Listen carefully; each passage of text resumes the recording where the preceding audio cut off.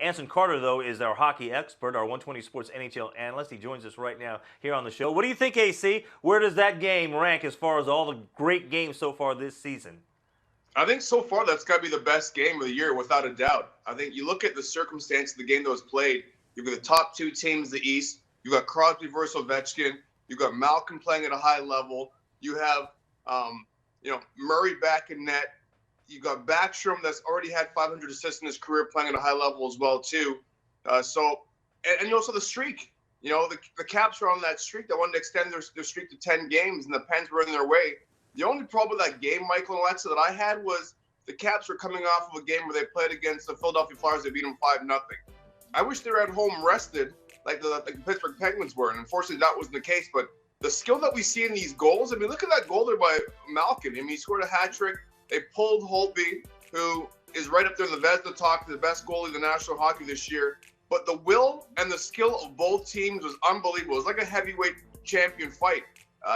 Each team wasn't willing to concede to the other, and it really went down to overtime where even the last goal was a bit of I think a challenge, because you saw in that last play there, Crosby ended up tripping Ovechkin, wasn't called in the play, and the Pens go down there and score eventually in overtime.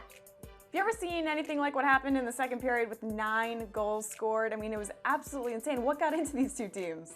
Yeah. You know what? I don't want to be part of the video meeting the next day after that second period, that's for sure. A lot of defensive breakdowns, but, you know, a lot of it's skill, too. Look at that pass there by Sidney Crosby. The slap pass by Connor Sheary, having his stick on the ice. And this might look simple to you guys, but this is a backhand deflection off a slap pass. Now, when players are playing these days, they have the big curved sticks. So that curve usually works against you as a player. Connor Sheary shows you that skill level that he's able to play at a high level with an elite player like Sidney Crosby, by able to finish that play off. And even later in the game, Connor Sheary makes a great play, a tic-tac-toe pass to Crosby going to the net for a nice little tap-in. So, I mean, it was riveting. It was thrilling.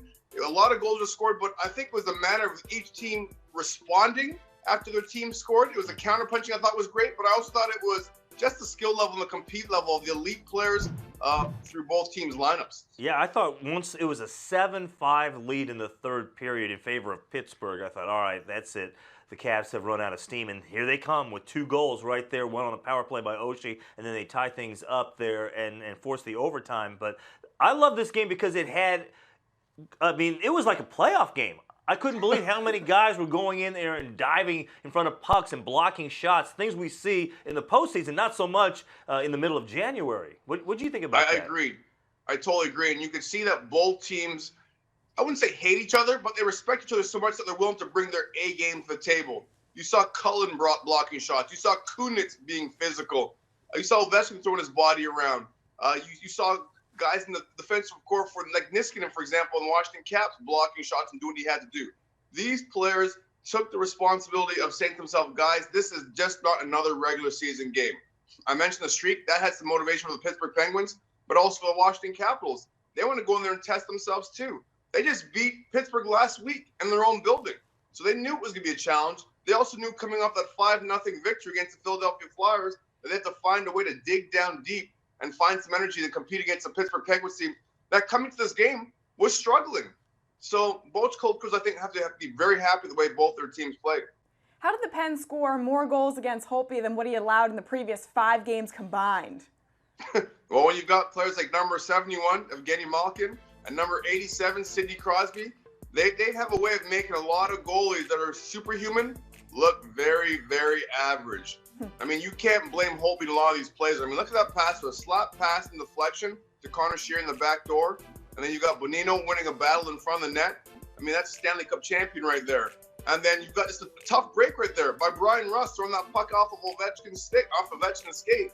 And then a great skill play there by Evgeny Malkin. He not only gets his long reach on it, but he has the skill and the presence of mind to be able to elevate that puck over Holtby into the top half of the net. I mean, wow. You can't teach what those guys were doing on the ice last night. Right. And give credit to Philip Grubauer to come in there and have to face that Penguins team after going through that second period and basically, I don't know, shut them down, but certainly contained them. And so he did a really nice job there coming in off the bench after Holtby gave up all those goals. By the way, Anson, I want to thank you because you actually alerted me to what was going on in that game.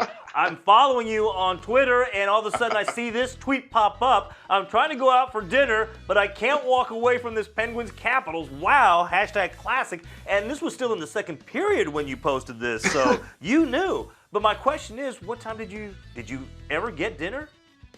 I did eventually. I went to a little hot spot around the corner from where you guys are right now. I went to Budokan, Michael, right there in the meatpacking district. Yeah. He's big time. See, he just goes around the corner. And most people have to wait or wait months to get a reservation or get a table. He's Anson Carter. He's a superstar. He walks right in.